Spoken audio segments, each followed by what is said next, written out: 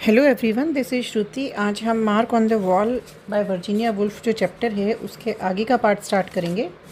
तो कल हमने यहाँ तक कंप्लीट कर लिया था, मतलब इसके पहले वाले पार्ट में थॉट्स लाइक दिस है ना, ये वाला पैराग्राफ हमारा यहाँ तक कंप्लीट हो गया था। इसके आगे हम आगे देखते हैं ऑथर क्या बोलती है। And then I came into the room. उसके बाद वो कहती है उसके बाद मैं इन सब इमेजिनेशन से बाहर निकल कर एक रूम में आई। दे वर डिस्कसिंग बॉटनी।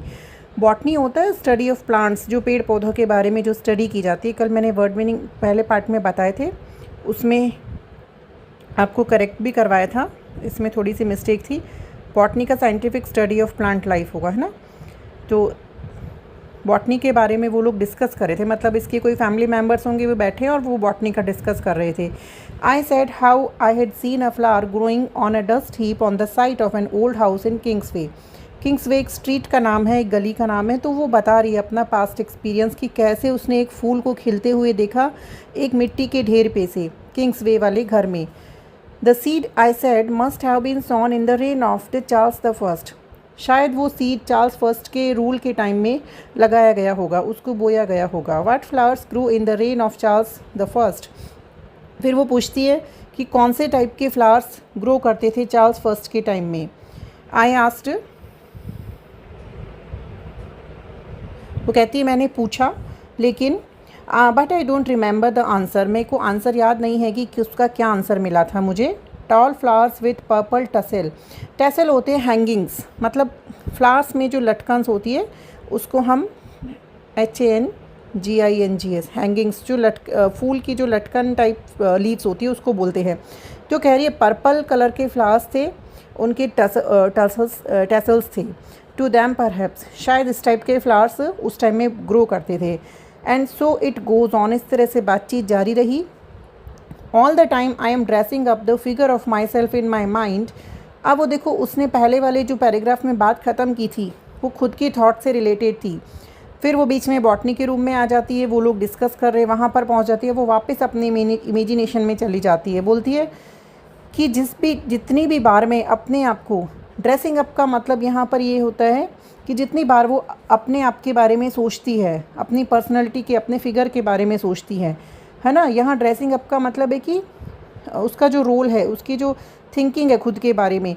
तो जितनी बार भी वो अपने फिगर, खुद के बारे में, खुद की पर्सनैलिटी के बारे में सोचती है, इन माई ओन माइंड, खुद के बारे में, lovingly stealthily not openly adoring it, बहुत ही प्यार से खुद के बारे में, उसका एक खुद की अपनी पर्सनालिटी उसने क्रिएट कर रखी है, बहुत ही प्यार से, स्टीलली मतलब दूसरों से छुपाते हुए, दूसरों के सामने बहुत ज़्यादा ओपन नहीं है वो। Not openly adoring it, adoring होता है प्रेज़ करना, अपने आप को ज़्यादा प्रेज़ नहीं करती है ना, प्रेजिंग, खुद को ज़्यादा प्रेज़ नहीं करती दूसरों के आगे। स्टीलली अपने आप को वो अपनी उसने पर्सनालिटी खुद के दिमाग में बना रखी है। For if I did that, क्योंकि अगर वो खुद को अडोर करेगी, दूसरों के सामने ओपन करेगी, I should catch my self out, तो मैं खुद को खुद से बाहर पाऊँगी। इसका मतलब ये है कि अगर मैं ओपन हो जाऊँगी सबके आगे ज़्यादा, तो मुझसे ज़्यादा लोग मेरे बारे में जानने लगेंगे। हो सकता है वो बुक भी लिख दे मेरे बारे में, मेरी पर्सनैलिटी के बारे में, या जैसी मैं हूँ मेरे कैरेक्टर्स के बारे में। तो फिर मैं खुद को बाहर पाऊँगी। And stretch my hand at once for a book in self protection. Self protection का मतलब यहाँ है खुद की पहचान, खुद की सेल्फ आइडेंटिफिकेशन, खुद की पहचान ढूंढने के लिए फिर मुझे बाहर अपने हाथ फैलाने पड़ेंगे, मतलब कहीं से बुक परचेज़ करनी पड़ेगी फिर मुझे खुद को जानने के लिए। Indeed, it is curious how instinctively one protects the image of oneself from idolatry or any other handling that could make it ridiculous. इसका मतलब ये है कि कितना क्यूरियस है, यहाँ मतलब है कि कितना इंटरेस्टिंग है ये चीज़, कि इंस्टिंक्टिवली का मतलब ऑटोमेटिकली, है ना, कि कितना ऑटोमेटिकली खुद को, नेचुरली खुद को बचाने के लिए।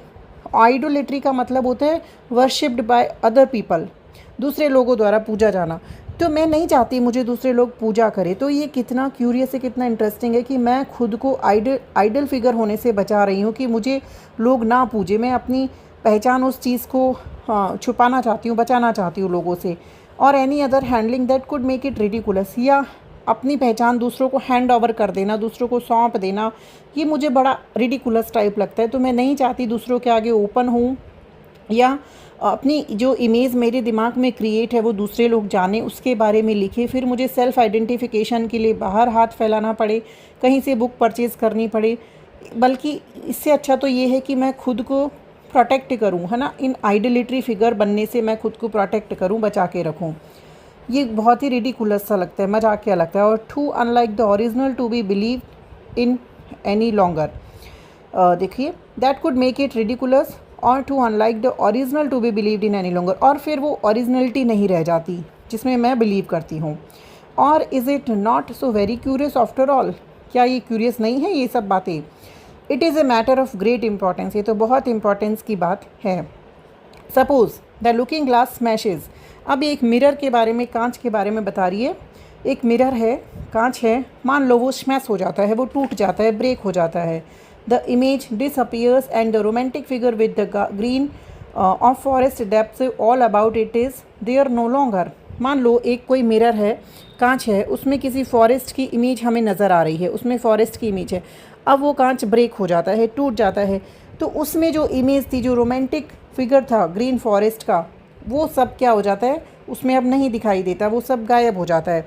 अब ये ह्यूमन पर्सनैलिटी के बारे में बताएगी कि हर इंसान की एक आउटर शेल बनी हुई होती है जिससे वो दूसरों के साथ में ट्रीट करता है। यदि उसकी वो आउटर शेल टूट जाती है, यदि उसका रियल फेस सबके सामने आ जाता है, तो फिर उसकी जो एक फ़िगर था, उसका जो सबकी नज़रों में एक फ़िगर मेंटेन था, वो फिर टूट जाता है, वो फिर चला जाता है।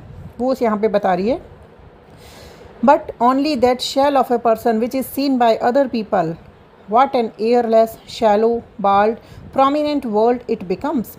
वो कह रही है कि इसी तरह से इंसान की जो आउटर शेल होती है, एक आउटर पर्सनैलिटी होती है ना, वो दूसरों के द्वारा देखी जाती है। अगर वो सबके सामने, मतलब दूसरे, जब हम दूसरों से बात करते हैं तो हमारी आउटर पर्सनैलिटी होती है, उससे हम बात करते हैं। और वो कैसी होती है? एयरलेस होती है, इमोशनलेस होती है, उसमें कोई इमोशन नहीं होती, केवल फॉर्मेलिटीज़ होती है। शैलो होती है, उसमें कोई गहराई नहीं होती, कोई डेप्थ नहीं होती, कोई वार्मनेस नहीं होती, रिलेशन में कोई गर्माहट नहीं होती। बाल्ड है, मतलब उसकी कोई रूट्स नहीं होती। प्रोमिनेंट वर्ल्ड इट बिकम्स, लेकिन इस दुनिया के लिए वो इम्पॉर्टेंट है ना, इस दुनिया को यही चीज़ें इम्पॉर्टेंट बनाती है, प्रोमिनेंट बनाती है।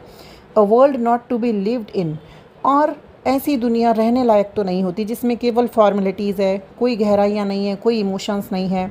As we face each other in omnibuses and underground railways we are looking into the mirror. जब हम लोगों को बाहर मिलते हैं बड़ी बड़ी ओमनी बसेज में या रेलवेज़ में, अंडरग्राउंड रेलवेज़ में, तो हम उनसे कैसे मिलते हैं? बाहर के मिरर से हम उनको हाय हेलो करते हैं, उनसे मिलते हैं, नमस्ते करते हैं। तो वो एक तरह का मिरर है जिसमें हम एक दूसरे को देखते हैं, उनकी विदाउट इमोशंस हम एक दूसरे से बस फॉर्मेलिटी की बात करते हैं। That accounts for the vagueness, the gleams of glassiness. और ये सब इससे क्या नज़र आता है? वेगनेस मतलब कुछ क्लैरिटी नज़र नहीं आती। ग्लीम का मतलब लाइट, एक लाइट है ये ग्लासीनेस की। ग्लासीनेस होता है फेक, ये आपके फेक बिहेवियर, झूठे बिहेवियर का को वहाँ पर शो करता है, जो हर इंसान को करना पड़ता है। In our eyes and the novelist in future will realise more and more. वो कह रही है कि हमारी नज़रों में भी, और जो फ्यूचर में जो नॉवलिस्ट होंगे, जो नॉवेल्स होंगे, जो नॉवलिस्ट होंगे, जो नॉवेल्स लिखेंगे, राइटर्स लिखेंगे, वो इस चीज़ को और ज़्यादा महसूस करेंगे। इसके बारे में देखिए, थोड़ा सा वर्ड मीनिंग का देख लेते हैं, इसमें भी थोड़ा मिस्टेक है। आइडोलेट्री का मतलब होता है ये वाला, है ना, एक्सेसिव एडोरेशन और वर्शिप, ज़्यादा किसी को पूजना। ये इसका 2 बार दे रखा है। रिडिकुलस का ये होगा, ठीक है। लुकिंग ग्लास, ठीक है। Idealistic, sentimental, it's okay. तो ये सब बाकी है, ये आप लोग इसका थोड़ा सा स्क्रीनशॉट लेके रख लेना वर्ड मीनिंग्स के लिए। तो वह कह रही है, देखिए अब वापस हम कंटिन्यू करते हैं।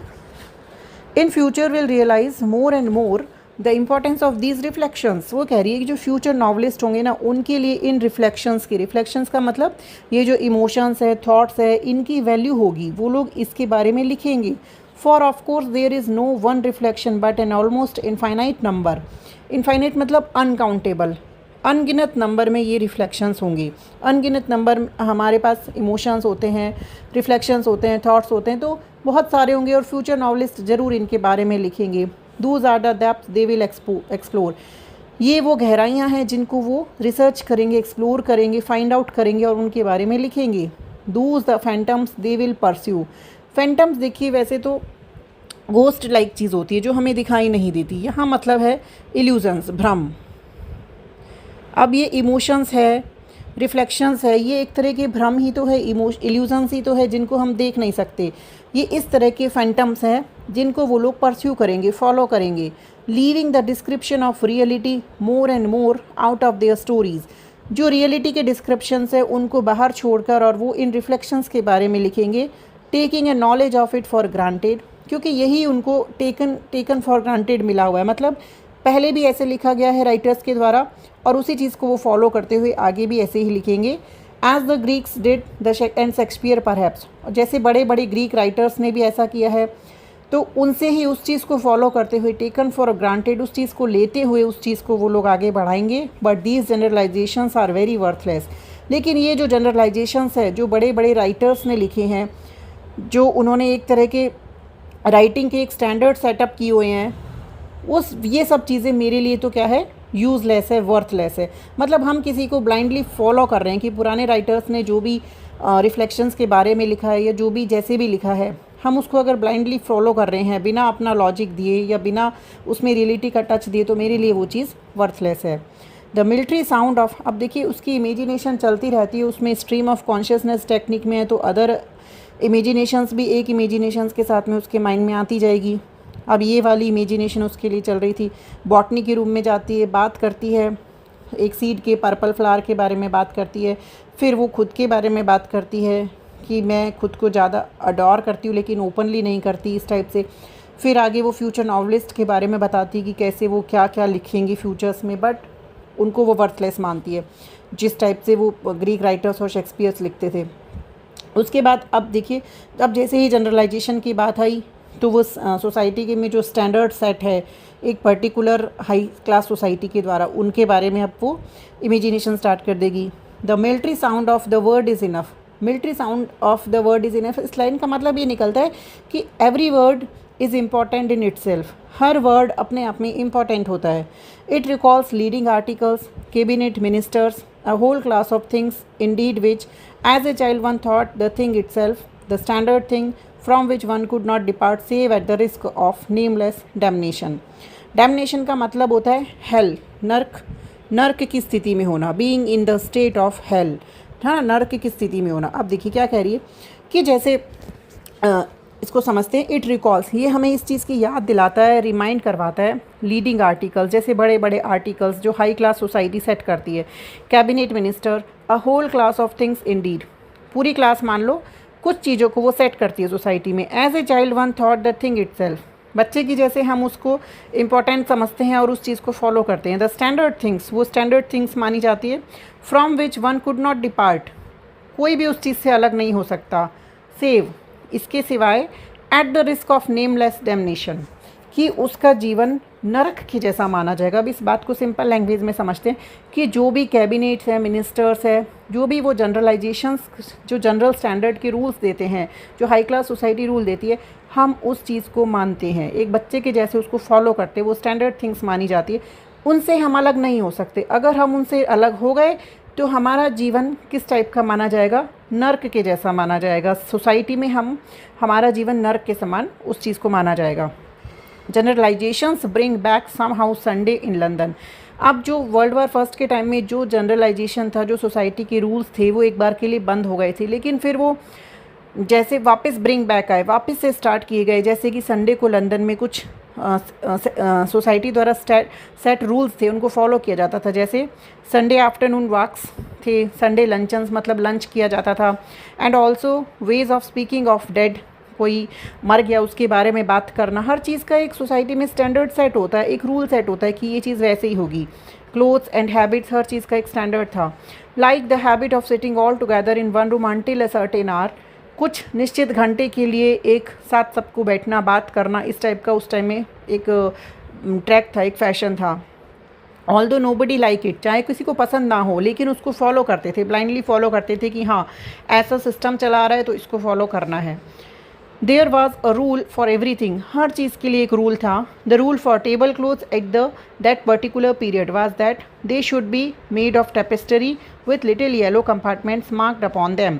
एक रूल ये भी था कि टेबल क्लॉथ जो लगाया जाएगा वो एक टेपेस्टरी का बना होगा. ये एक रॉयल डिज़ाइन होती है ना. इसमें आगे फ़ोटो में भी दे रखा है कि टेपेस्टरी में जी रहा, ये टेपेस्टरी टेबल क्लॉथ है. तो ये ऐसे रॉयल डिज़ाइन ऐसे यहाँ पर इस टाइप के क्लॉथ को यूज़ किया जाएगा.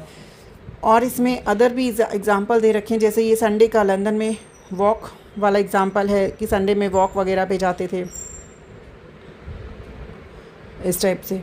फैंटम्स का बस वे इल्यूज़न से रिलेटेड ही इसमें बता रखा है.